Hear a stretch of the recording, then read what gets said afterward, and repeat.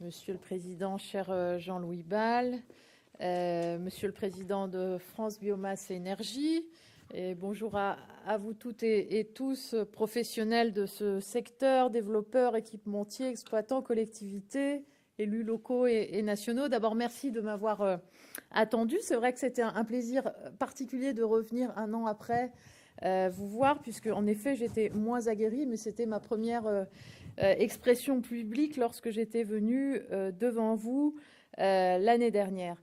Jean-Louis Bal, à l'instant, en introduction de son propos, a parlé de la place des énergies renouvelables.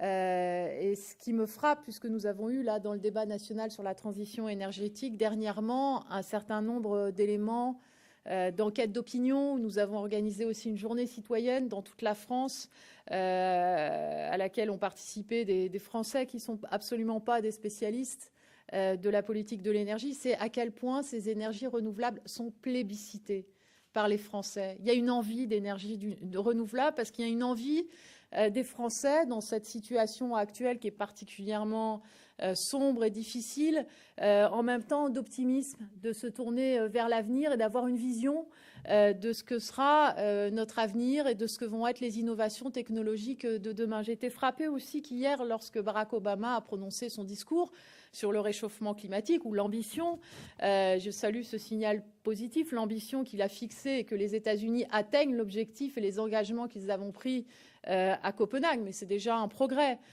par rapport à l'état des débats sur le réchauffement climatique aux États-Unis, qui sont le deuxième émetteur mondial d'émissions de gaz à effet de serre. Dans ce plan de Barack Obama, il y a la multiplication par 2 de la place des énergies renouvelables dans le mix énergétique américain à l'horizon 2020. Donc ce n'est pas quelque chose, l'ambition que nous avons aujourd'hui dans le domaine des énergies renouvelables n'est pas quelque chose d'isolé. Et il faut effectivement lutter contre la tentation du retour en arrière qui peut exister aujourd'hui dans le débat européen sur la politique du climat et la politique de l'énergie par rapport aux ambitions qui sont celles de l'Europe en matière de place des énergies renouvelables dans le mix énergétique. Ces énergies, elles sont aussi porteuses d'un nouveau modèle qui est âprement discuté dans ce débat national, qui est celui de l'autoconsommation, des énergies localisées, décentralisées, des circuits courts énergétiques, dans lequel il y a un rapport des citoyens, des élus locaux, des territoires à la production et à la consommation d'énergie, qui est un rapport de beaucoup plus grande proximité. La place des bioénergies dans le développement de ces énergies renouvelables est pour moi fondamentale.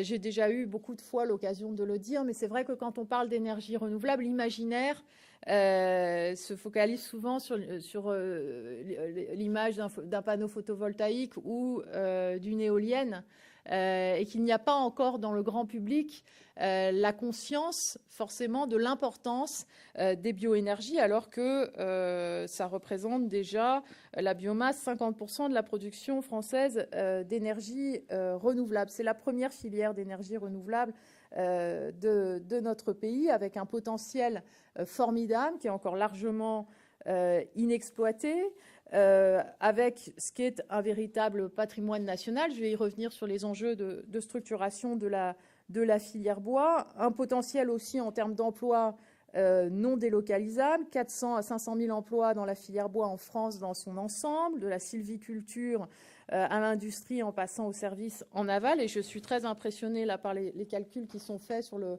potentiel de création d'emplois liés au bois énergie, la possibilité de valoriser cette ressource dans des circuits courts énergétiques et puis bien sûr la capacité des forêts à stocker le CO2.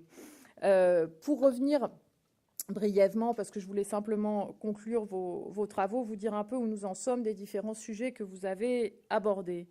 D'abord, il y a un sujet et un potentiel fondamental, j'allais dire un trésor national à aller chercher, qui est lié aussi à la place de l'agriculture en France, qui est la question du biogaz.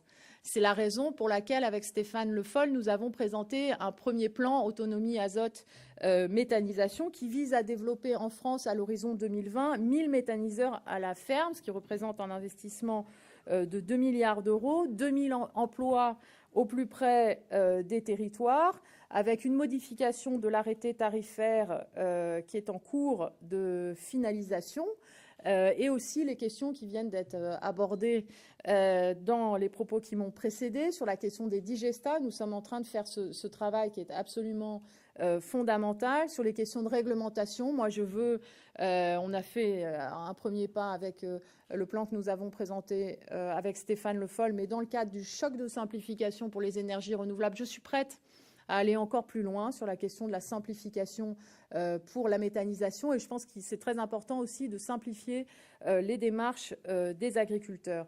Nous avons, vous le savez, un contentieux actuellement sur la question de la politique de l'eau et des nitrates.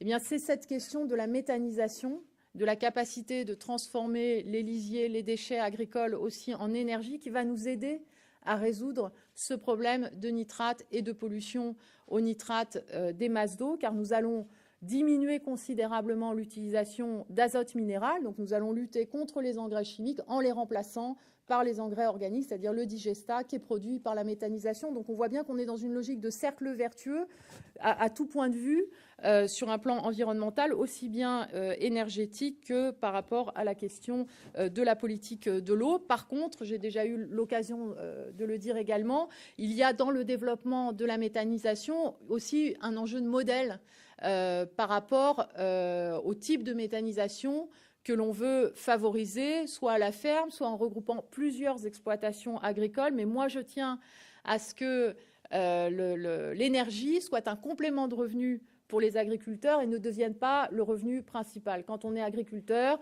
quand on a un élevage bovin, c'est pour faire du lait, c'est pour faire de la viande, c'est pas pour faire du fumier. Donc ça doit être un complément de revenu et ça ne doit pas devenir la dérive que l'on a connue ailleurs, le revenu principal, ou que l'on aille jusqu'à avoir des cultures qui soient des cultures faites pour mettre dans les méthaniseurs et non pas pour l'alimentation ou pour l'alimentation du bétail. Mais donc, il y a une volonté forte et je salue de ce point de vue-là le plan de la région Midi-Pyrénées sur la méthanisation qui est absolument remarquable. Deuxième question que vous avez abordée, celle des biocarburants. Nous sommes en plein débat à l'échelle de l'Union européenne sur ILUC, sur le changement d'affectation des sols. Il y aura un plafonnement. Nous avons nous-mêmes introduit le plafonnement en France suite à la conférence environnementale au mois de septembre dernier. Et donc, oui, la question, c'est de mettre le paquet maintenant sur la deuxième génération, même s'il y a un certain nombre, effectivement, de questions. Je crois que ça a été le point le moins consensuel de vos discussions, à ce que j'ai compris du bref résumé qui m'a été fait. Il y a une question, effectivement, de transition entre la première et la deuxième génération qu'il faut accélérer. Et puis, il y a la question du bois énergie. Nous avons lancé, vous savez, avec Stéphane Le Foll et Arnaud Montebourg, toute une série de travaux, soit mission parlementaire, mission des conseils généraux de nos différents ministères, pas pour le plaisir de commander un certain nombre de rapports, mais pour avoir un état des lieux exhaustif, solide, qui permette de prendre des décisions qui vont maintenant intervenir rapidement. Je sais que vous avez discuté d'ailleurs avec les auteurs d'un certain nombre de ces rapports aujourd'hui. Moi, je veux saluer en particulier le travail du président de l'ONF, Jean-Yves Collet, et de François-Michel Lambert.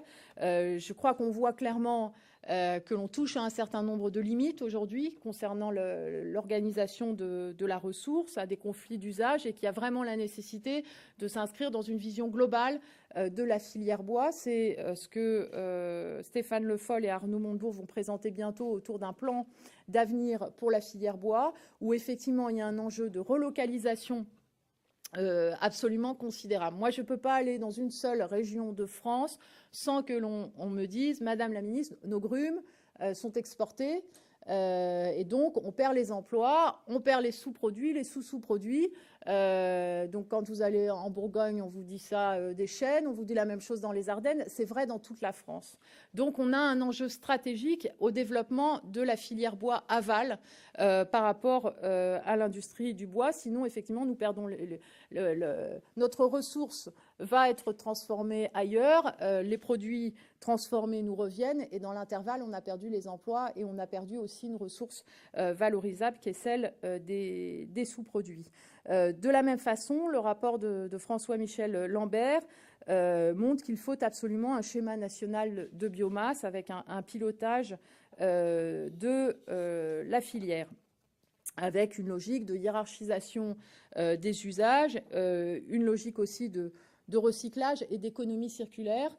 L'économie circulaire sera d'ailleurs à l'ordre du jour de la prochaine conférence environnementale dans toutes ses dimensions industrielles, y compris évidemment la question de la ressource en bois. Donc moi je suis favorable, nous en déciderons dans le débat national sur la transition énergétique, à ce qui est ce système de pilotage et d'évaluation nationale de la ressource en biomasse pour éviter les conflits d'usage. Nous voulons aussi améliorer la gestion des déchets de bois. Ça pose un certain nombre de questions sur la toxicité, sur la réglementation. Concernant les valeurs limites d'émissions, j'ai d'ailleurs procédé à des évolutions récentes qui sont en cours, qui ne remettent pas en cause les objectifs de préservation de la santé. Et donc j'espère signer très prochainement des textes réglementaires qui régleront un certain nombre de problèmes et qui, je sais, sont attendus par les professionnels. Mais c'est là où vous voyez qu'on a besoin d'être dans une logique d'économie circulaire, c'est-à-dire d'intégrer une dimension d'éco-conception par rapport à un certain nombre de matériaux où il faut envisager dès le point de départ qu'on ne mette pas dedans un certain nombre de produits toxiques qui empêchent sinon de les valoriser, y compris comme bois énergie à la fin. Donc c'est là qu'on a vraiment la nécessité d'être dans cette logique d'éco-conception et d'économie circulaire.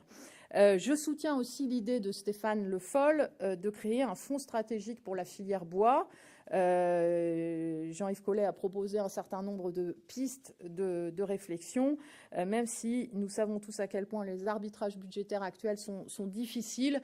Il y a une question absolument stratégique sur la question du développement des forêts françaises.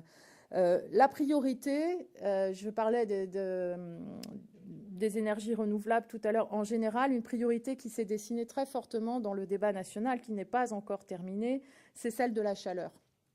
Et c'est celle des énergies renouvelables qui produisent de la chaleur. Le fonds chaleur, qui bénéficie principalement aujourd'hui à des projets biomasse et notamment de bois énergie, ne couvre aujourd'hui que 60% des besoins qui sont exprimés. Et donc c'est vrai que dans toutes les questions de financement de la transition énergétique que nous sommes en train d'examiner et de travailler, la question de la pérennisation, de la sécurisation, mais aussi de l'amplification du fonds chaleur de l'ADEME est posée. Je rappelle qu'1 euro d'aide du fonds chaleur, c'est 3 euros d'investissement, 8 euros d'achat de combustible en bois, 16 euros de vente de chaleur sur 20 ans. Et donc, on a là un modèle économique qu'il faut préserver et qui est particulièrement productif. Concernant les autres outils de soutien pour la production de chaleur et d'électricité par cogénération, je vous l'avais déjà dit d'ailleurs l'année dernière, je crois, l'expérience et le bilan qui peut être fait, c'est quand même les limites des séries de 4 grands appels d'offres qui avaient été faits sur des grandes installations biomasse qui posent des problèmes très importants d'approvisionnement et de gestion de la ressource. D'ailleurs, il semble que dans le cadre du 3e et 4e appel d'offres, un certain nombre de projets ne pourront pas voir le jour du fait des conditions d'approvisionnement. Et donc la leçon que nous en avons tirée, c'est plutôt de se dire, pour reprendre peut-être une expression anglophone sur la question de la biomasse, c'est d'être plutôt quand même dans l'idée que small is beautiful et que les circuits énergétiques courts en proximité sur des réseaux de chaleur sont plus intelligents en termes de gestion de l'approvisionnement et de la ressource que des grandes centrales électriques de dimensions trop importantes par rapport à la ressource en biomasse. Par rapport au tarif de rachat pour les installations jusqu'à 12 mégawatts, je sais qu'il ne permet pas de prendre en compte un certain nombre de situations particulières, notamment par exemple pour les scieries, pour les papeteries. Je suis régulièrement interpellée sur cette question.